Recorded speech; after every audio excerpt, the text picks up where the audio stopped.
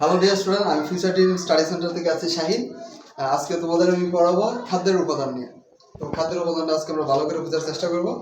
তো খাদ্যের উপাদান প্রধানত দুই ধরনের, আর খাদ্যের উপাদান হচ্ছে 6টি। আচ্ছা, দুই ধরনের মধ্যে কি কি আছে?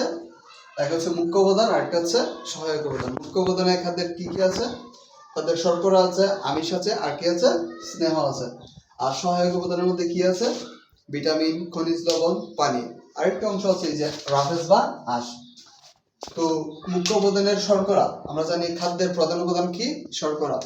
আচ্ছা, শর্করার এক্সাম্পল গুলো কি আছে? ধান, গম, আলু, দুধ, এগুলো আছে শর্করার উদাহরণ। আর আছে আমিষ।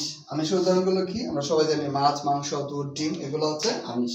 মটরশুঁটি আছে, এগুলো হচ্ছে আমিষের উদাহরণ। স্নেহ, আমরা স্নেহ কোন কোন জায়গা থেকে স্নেহ পাই? স্নেহ হচ্ছে তেল জাতীয় যেগুলো, এগুলো হচ্ছে সরিষা, তারপর সোয়াবিন আছে, ঘি, পনির, মাখন ও চর্বি। আচ্ছা, তাহলে সহায়ক উপাদানের মধ্যে আমরা কি কি আছে এখানে? ভিটামিন। ভিটামিন মূলত কত?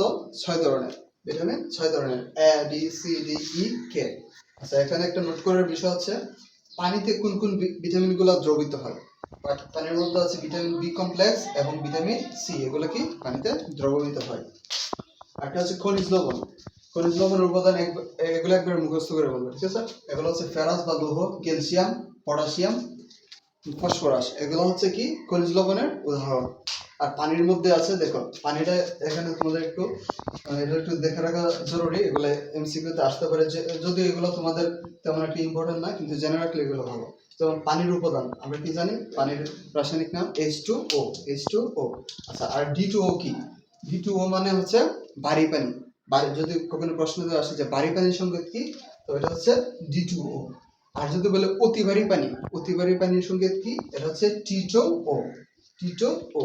আচ্ছা, আর আঁশ বা রাফের জাতীয় খাদ্য কি? শস্য, ডাটা, তারপর আছে জিরা, শুকনো ফল, এগুলো হচ্ছে আঁশ বা রাফের জাতীয় খাদ্য। তো তোমাদের ক্লাস আজকে এই পর্যন্তই। ভালো লাগলে আমাদের পেজটা ফলো করতে পারো অথবা ইউটিউব চ্যানেল সাবস্ক্রাইব করতে পারো। ধন্যবাদ।